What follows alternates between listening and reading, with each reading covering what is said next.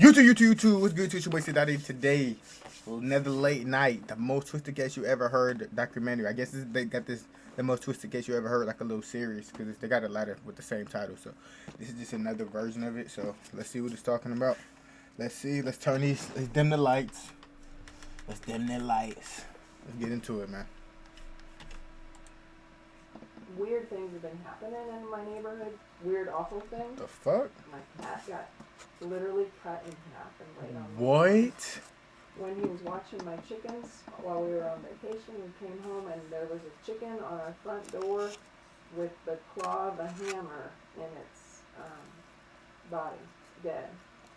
The fuck? Why didn't I call the cops? I don't know why I didn't call the cops. You didn't call the cops? A normal summer evening in Inverness, Florida quickly took a dark turn when a 911 dispatcher received a frantic call from a 17-year-old boy named Carlos Hollowell. Y'all calling the cops if somebody killed y'all chicken and laid on your front door with a hammer in it? Or if they literally cut your cat in half? Y'all not gonna call the cops? What the fuck? What he discovered was horrific. His mother, Denise Hollowell, was lying on her side and gasping for air. There was an axe buried 3/4 of the way into her skull. Carlos immediately rushed outside and called for help, in disbelief at the scene he had just witnessed. He and his mother had just been to a family friend's funeral earlier that day.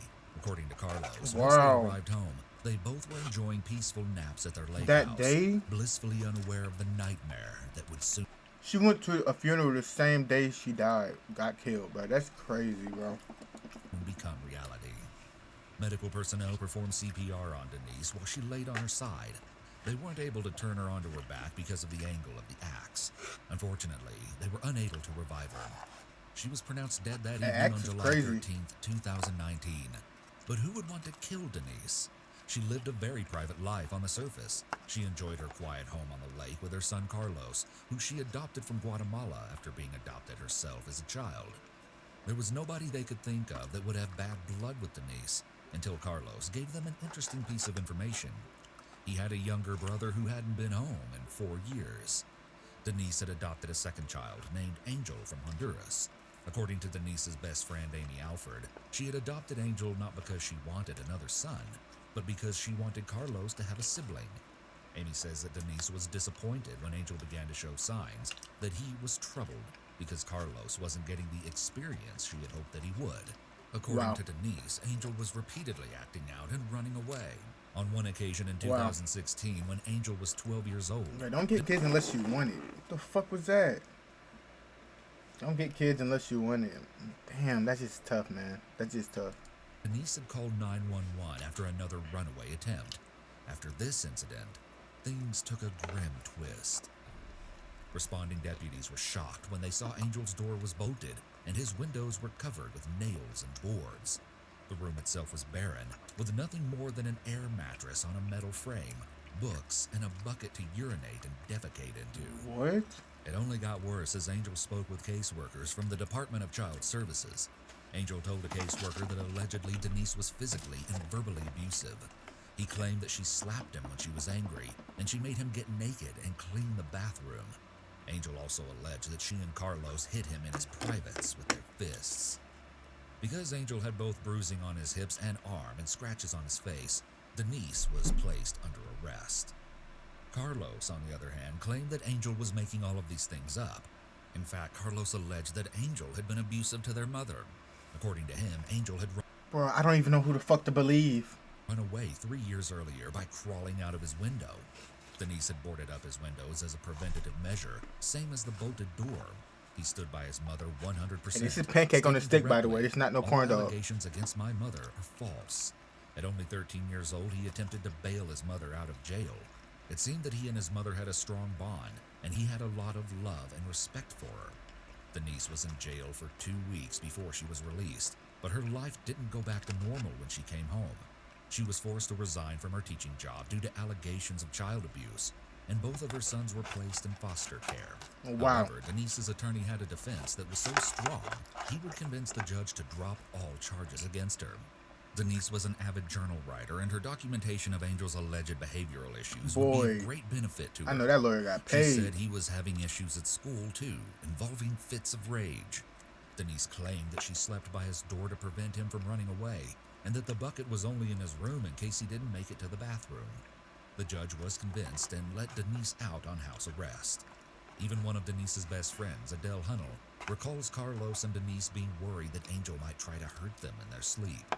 After Denise's arrest, Angel was placed in a foster home, but he ran away. Due to the fact that Angel was a minor, his records were sealed for his protection, so some people theorize that we will really never know the truth about his actual behavior. Within 5 months, Denise had Carlos back in her custody.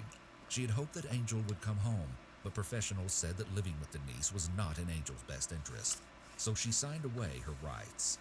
Amy noted that Denise never brought Angel up again and wouldn't talk about him. Instead, she focused on her new job working with children with autism, her dogs, and going on trips. Carlos spent his time with his girlfriend Kayla. Life seemed to go on perfectly fine without Angel. Carlos and Denise's close friends all attested to how violent and troubled they believed Angel was, so after Denise was killed, suspicions rose. As What is that? detectives spoke with Denise's neighbors, Hold on. Did they say he was gone for 4 years later or 4 months? Because if it's 4 years, like, is it this nigga? Well, 4 months, I don't know. Maybe. it became apparent that there had been strange activity going on. Weird things have been happening in my neighborhood since Denise and Carlos moved in, which was about the same time they were adopting Angel, but Angel hadn't gotten her yet. But in hindsight, I'm just like, geez, what if that was Carlos? What if that started then? With my cat got literally cut in half and laid on the lawn, and there was no blood, but it was sliced in half. Cars were frequently pulling in What? and out of the neighborhood, and animals were What going voodoo missing. shit they got going As on? more information started to come out from different sources that the detectives spoke with, they began to piece together a fuller picture of Denise's struggles with parenting. While Angel had been given the title of the troubled child, Carlos had his demons too. He had been partying a lot, spending too much time with girls, and not performing to Denise's standards in school. He was ultimately dethroned from his golden child status just months before her murder, when Denise found out he'd been kicked Wow. out of a Christian school in January of 2019. He successfully concealed this from her until the following May. Carlos and his mother had colorful fights about him sneaking girls into the house, partying, and selling drugs, hence the strange traffic in the neighborhood. He escalated, wrecking a pickup truck and eventually attempting to take his own life. Denise was unsure what to do with fuck? him. In May of 2019, Carlos went to stay with a couple that he was friends with, Stephanie and Damian Irving. His girlfriend Kayla says that he seemed to be happier there, as they were more lenient than Denise. So when he lived with us the first time, he had just overdosed, tried to commit suicide again. So he was in the hospital, and when he was discharged on medicine for bipolar disorder. And I'm telling you, that medicine worked, okay? It took him from, like, so anxious it made you uncomfortable. You could feel his anxiety to, he became more calm, more rational, more easy to talk to. Like, he didn't get so angry. Please note that the psychological analysis in this video is not based upon a formal assessment. It appears that Carlos was showing all the early signs of antisocial behavior: partying, promiscuity, getting kicked out of school, selling drugs, and substance use are typical early warning signs of antisocial personality disorder. Carlos's antisocial behaviors could be genetic in that he may have inherited these tendencies from his biological parents. However, while APD does have a genetic component, the behaviors that children observe from their primary caretakers are very influential when it comes I'm interested to see what's gonna happen, cause I don't know whose story to believe, Angel or Carlos. to the development of a child's personality. As you will see, Denise also has strong antisocial traits, maybe even APD. Found Carlos's medicine, which apparently he stopped taking, and upon opening his Prozac here, there is a gross white blob substance in the bottle of liquid. Either he's not taking his Prozac or he's turned it into something else to take. During Carlos's stay with the Irvings, Denise came over multiple times to have sit-down conversations that led to arguments, some of which were recorded by Stephanie, the woman Carlos was staying with when he left Denise's house. When you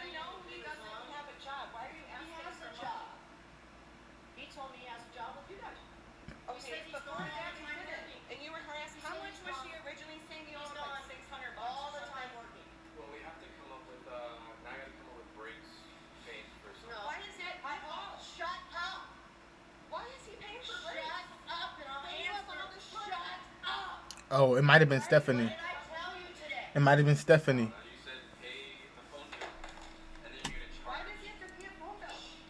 Because it's his child. There you go. She sees you as a child. All you scream and want to be seen as an adult. No, I said I want to be treated. I said I want to be treated as my age.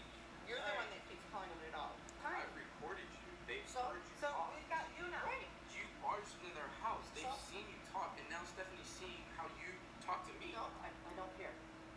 Stephanie had recorded the altercation to prove how aggressive Denise's behavior was. It was apparent to everyone around him why living with his mother hadn't worked out. Like, Denise was bashing Carlos. Do you know that Carlos wrecked a $15,000 truck? And do you know that she was just, I said, he didn't wreck a $15,000 truck. He tried to kill himself. There's a big difference, Denise. And I said this because he was crying. He was like, Mom, you kicked me out. You kicked me out. Why would you kick me out when I needed you most? I just tried to kill myself, and you told me I had to leave.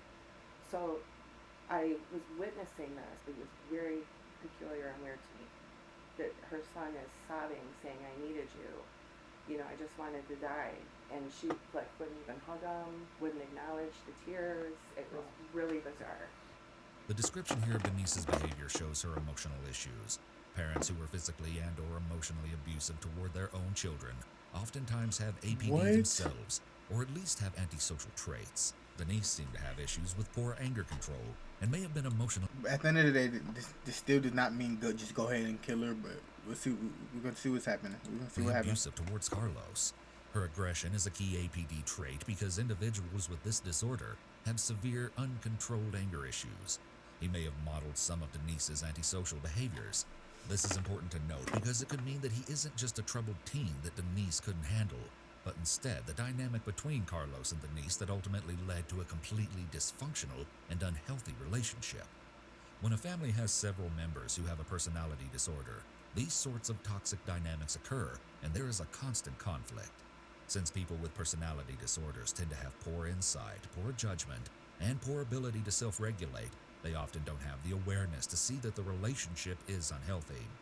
In this case, Denise, being the adult in the relationship, should have recognized that her relationship with her son was unhealthy for both of them. Eventually, Denise did want Carlos to come back home, but he was hesitant as they often had fights about money and how much or little he had contributed to the household. His resentment had built up as he felt responsible for keeping finances afloat. Stephanie Irving, the woman who Carlos stayed with, commented on Denise's expectations about money and Carlos's contributions to the household. She was always asking him for money and saying that he owed her hundreds of dollars. And I would say, what does he owe you money for? Oh, the phone. Oh, this. Oh, she just had like this running list. And some of the things were like, we have to repair a fence in our property. And I'm like, okay, is he your husband or your son? Because I was getting confused. I mean, the kid doesn't have a job. I don't understand it if he broke the fence, but if he didn't break the fence, what the fuck are you making him help you pay for? To help pay for a fence on the property. Once I witnessed her behavior at the house, it was crazy because I was renovating my house, and I had Carlos help me working on the house. I paid him like a week before, and he didn't give the mom the money. So the mom came over and said, "Hey, you know it's illegal to work a 17-year-old and not pay him." I'm like, what are you talking about? I said, I paid the kid last week. Mm-hmm. So I end up having to pay her the $120. That's when I start not trusting the kid. Because I said, even if you get the money and you didn't want to pay your mom, you should have keep me in the loop on Yeah. what's going on. Carlos contemplated for a while whether or not he should move back in with his mother. He created a list of pros That's and tough, cons my boy. to help weigh out his options. On the cons side, he wrote, Mom might no longer talk to me, no longer her son. She would be crushed, maybe no help at college. I would feel like I'm betraying her. But for pros, he wrote, stability, freedom, help, and guidance. Because we're not the only family that she's lived with. You know, like she's done this before, and so many times where he's had to find a place. Like anytime parenting got a little difficult for her, she would just be like, I'm done. You got to find a place to go. And that started when he was 16. When he left, she's like, if it wasn't for me, you would be standing at the border with all those other idiots trying to get in the country. Wow. And I guess that, like, Wow. to him was like the worst thing she ever put it on. It like stabbed him Big in the slap, heart. big slap in the face. Wow. After stewing on it, Carlos finally told Denise the only way that he would move back in with her is if she agreed to his list of demands and had it notarized by a bank. He was requesting that she pay for a vehicle, housing, and other living expenses. On June 12th, just over a month before Denise's murder, Carlos left the Irvings' home and moved back in with his mother, but they continued to have loud fights that could be heard by neighbors. At one point, Denise began to fear that Carlos would do something to harm her. She even asked Amy to make sure that her dogs were Yeah, I'm taken sorry. What the fuck did? What the fuck did? It got a little difficult for her. She would just be like, I'm done. You gotta find a place to go. And that started when he was 16. When he left, she's like, if it wasn't for me, you would be standing at the border with all those other idiots trying to get into the country. And Imagine your mom say that to you. What the There's no way she just said this to their son. What the fuck? I guess that, like, to him was like the worst thing she ever. more sinister. Her friends were very concerned about Carlos's escalating behavior and the possibility that the situation could turn more sinister. I said to her, I said, please, tell me the truth. I said, did he do that to you? No, I fell. I said, please, tell me the truth. She would never admit it to me. No. But apparently she admitted it to Peggy. That Who is he Peggy? pushed her, and she did fall, but he pushed her. And then she ended up with a broken wrist. And the Damn, other what type of arm fall was well, that? and a concussion. Damn, what type of fall was that? He super pushed you. I sure don't want saying he did, but at the same time, I knew when Denise broke her arm earlier, that was weird. But if he could have done that to her, if he could have pushed her so hard that she got a concussion and broke her arm, then yeah. And then like in the heat of the moment, maybe, I don't know. After the murder, Amy recalled Denise's request and concluded that Denise would want her to take care of Carlos after her death, too. DCS had first taken Carlos to his girlfriend Kayla's house and asked her parents if they would mind letting Carlos stay with them for a little while, as he was still 17 years old. But they didn't feel comfortable with their teenage daughter's boyfriend living under the same roof. In light of the events, Kayla's parents stopped allowing the two to see each other because they were beginning to feel uneasy about Carlos. It was then that he moved in with Amy. While he was with her, she felt that same discomfort. She had the idea in her head that Carlos was a killer, a big enough fear to keep wasp spray by her bed in case he tried to harm her while she was Wasp sleeping. spray? She felt guilty for this, acknowledging that her assumptions may have been incorrect, and he may just be a troubled teen dealing with his mother's tragic death. One reason that Amy and others suspected Carlos was that he wasn't grieving like others expected him to. This was greatly disturbing to the people in his life due to the severity of the trauma. I talked to Ron, my husband, and said he did not seem sad. He was upset, but I didn't hear the sadness, and I was surprised at that. Yeah, asking your mom head. His mom has a few acres in a couple other states. I don't know if that's true or not. But he said when he turns 18, he's probably going to move to one of them in North Carolina. And he said, yeah, man, it sucks what happened, but, I can't wait to get that as far as, like, the land and the cars and all that stuff. And he also had, like, no remorse. He had no problem telling me whatever. However, his journals told a different story than the people around Carlos. In his entries, he wrote about how much he missed his mom and pleaded for her to come back. He described what he saw before he called 911 on the night of Denise's death and how he would never be able to unsee the image. He scrawled mother and son among a page full of doodles and had photos of Denise tucked in a compartment inside the journal. The theory that Angel was the one to swing the That might axe be was good an cap. easy one. Given the circumstances of his departure from the family, he was the only person anyone could think of that may be out for revenge. It wouldn't surprise anyone for him to be filled with anger and resentment toward Denise. Detectives then made a shocking discovery. Angel, 15 years old, was believed to be incarcerated for an alleged armed robbery. Although the robbery allegation has not been confirmed by any official source or records, it's believed he was incarcerated at the time of Denise's murder. He was immediately cleared. However, Carlos began to confide in friends about what he saw the night of his mother's death. and his retellings of the story were suspicious. Some friends decided that distancing themselves from him was their best bet. Carlos began to pick up on this and even confronted friends about whether or not they believed that he was innocent. And he said there's no real evidence except for a glove that's outside. Later on, he tells me that there was footprints in the room. It wasn't his. Did he say what kind of glove it was? He said it was a rubber glove, and he said that it was filled with alcohol. And then he went into very really detail with well, somebody grabbed the rubber glove, filled it with rubbing alcohol, shook it up, and threw it outside. And he's like, well, I know it was me because that's not even my glove size. After that, I know it wasn't me because it wasn't my glove size, or he know it wasn't me because I didn't fucking do it. So what are you gonna do in the meantime? And he's like, oh well, I'm really glad with my new foster parents, and he said that they were the perfect match. They let him basically do whatever he wants. Which at that time, I didn't think anything of it, but when I started putting things together, that's sketchy. Remember this kid, he killed his mom with an axe. That axe, that was my Halloween costume. One friend grew so suspicious of Carlos's involvement in his mother's death that she actually began to secretly record her conversations with him, such as this chilling clip. That's crazy. Do you know if they have any evidence against you? I know they're going to interview everybody or interrogate everybody, so just be ready. You're good. Have you been able to talk to Kayla? Yeah, a little bit, but I started coming to terms with the fact that I don't see her much, if at all, anymore. Because I just want to protect her and her family as my top priority. Bro, shut up. As long as she's safe and whatnot. Dude, nobody's out for your fucking girlfriend. Reviewing the case, the police noted something curious about the first interrogation with Carlos.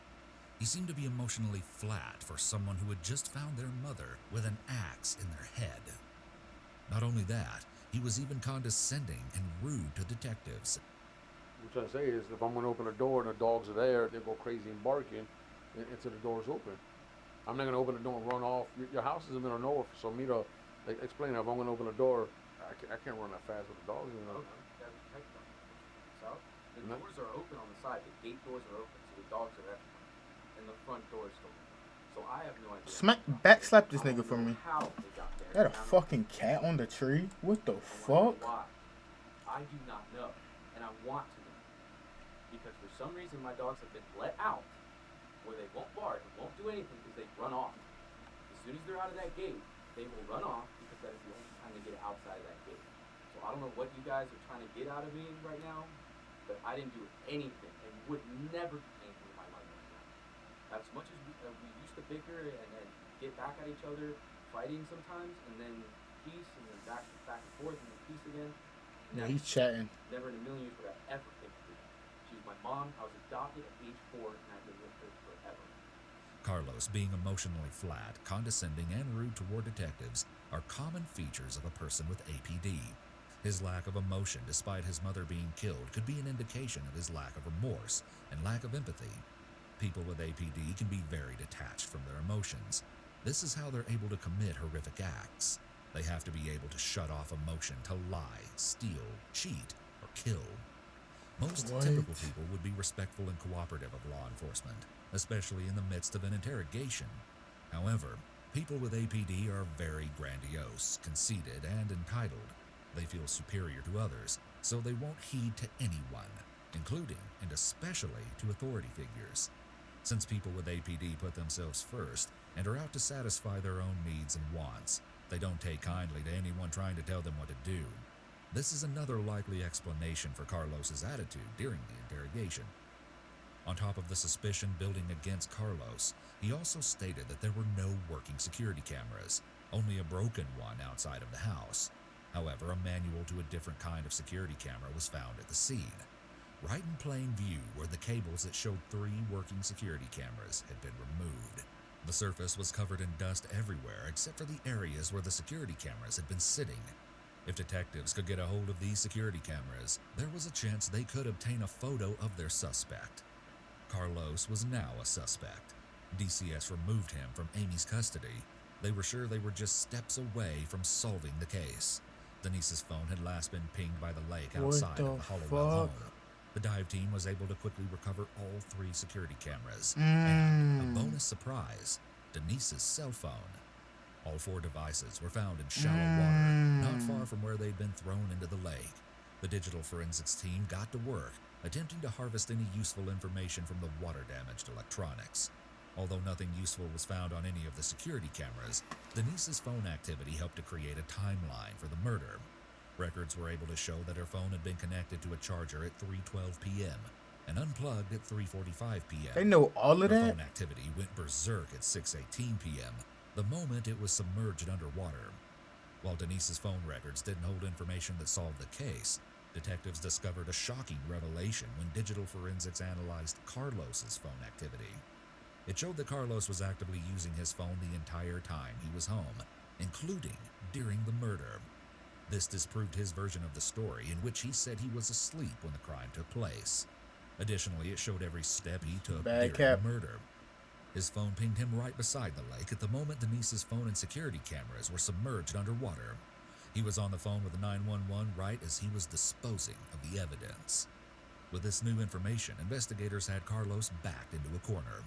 Yeah, He you're had been done, buddy. surprised about the security cameras, maintaining that he had never seen them before. He pretended to be excited about what Denise's phone might uncover. It was then that the interrogator confronted him with his own phone records. As Carlos began to accept that he was no longer able to maintain his innocence, he admitted that he went outside to chop wood after another fight with Denise on the day of her murder. He said that chopping wood with the axe was what he would typically do to release pent-up rage. However, this time was different. Carlos claimed he remembered sharpening the axe, walking inside, seeing the axe in the back of her head, and throwing the devices into the lake, but nothing else. This was taken as a full-on confession. What? He would later reveal that he went inside to grab a glass of water, but instead walked into his mother's room, looked away, and then swung the axe into her head. Wow. He looked at her to find her gasping for air and told her that he would get her help. It was then that he threw the security cameras into the lake and called 911. Going outside to chop wood to let out anger is actually a pretty okay coping skill. However, with Carlos, it seemed that it didn't really work to alleviate his severe anger. This could be because people with APD are often inconsolable when they're angry.